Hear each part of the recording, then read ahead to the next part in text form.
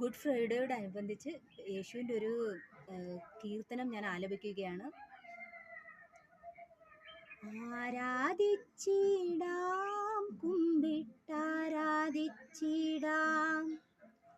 ആരാധിക്കുമ്പോൾ ആപദാനം പാടിടാം. ആ പൂജിതമാം രക്ഷാനാമം വാഴ്ത്തിപ്പാടാം. ആ പദമലരിൽ താണു വീണു വന്ദിച്ചിടാം.